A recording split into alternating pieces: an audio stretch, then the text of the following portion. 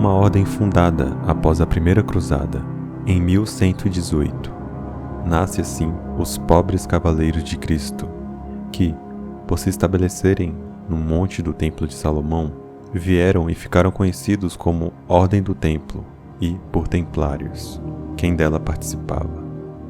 A finalidade que ficou conhecida pela ordem era para proteger os peregrinos que se dirigiam a Jerusalém. Sua função, certamente, não era patrulhar estradas. O cronista do rei, Fulk de Chartres, não os retrata dessa maneira.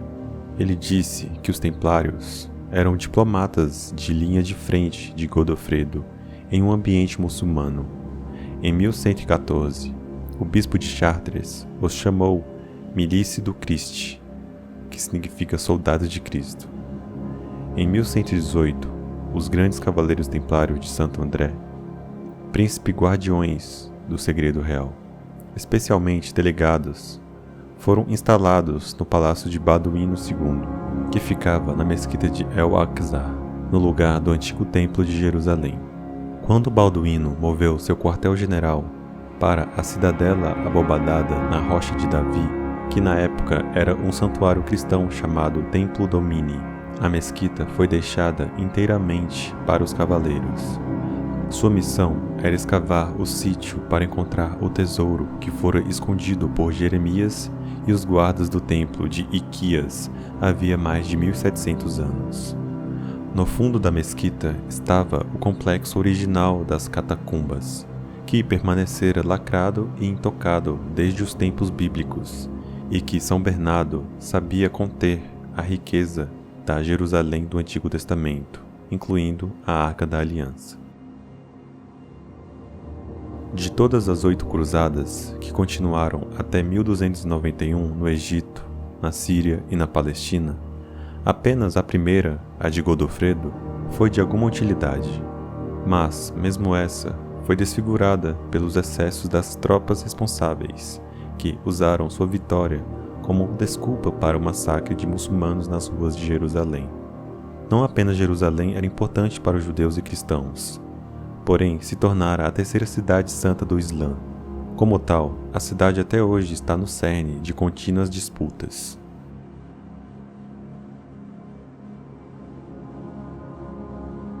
Embora muitos tenham confirmado que a origem da maçonaria remonta aos tempos antigos no Egito e na Babilônia, é notório que os princípios do ofício moderno estão firmemente ligados ao templo do rei Salomão, em Jerusalém. Isso é caracterizado no ritual da maçonaria, em certas perguntas e respostas cerimoniais. Por exemplo, pergunta: onde era a primeira loja? Resposta: no pórtico do templo de Salomão. Pergunta: em que parte do templo ficava a loja? Resposta: no pórtico de Salomão, na extremidade oeste do templo, onde estavam os 2 pilares. Comumente, afirma-se que a maçonaria especulativa, moderna, veio da maçonaria operativa do passado. Mas, seja esse ou não o caso, existe uma parte da maçonaria que poucos conhecem: a maçonaria do Real Arco, que tem o objetivo de ser definida como parte da verdadeira antiga maçonaria pura. Parece até ter uma raiz totalmente diferente, apesar de ter sido identificada com o ritual irâmico. Os princípios e símbolos do Real Arco têm um aspecto alquímico positivo, que se parece mais com a filosofia metafísica Rosa Cruz.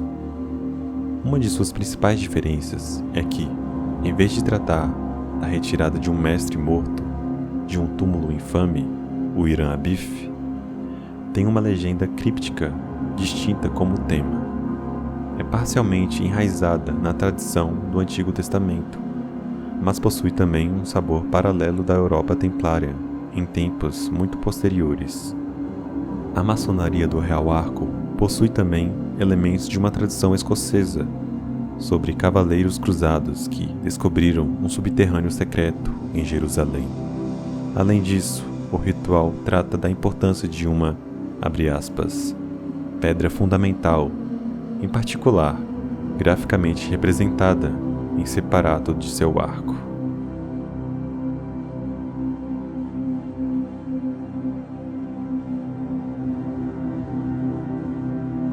Continua.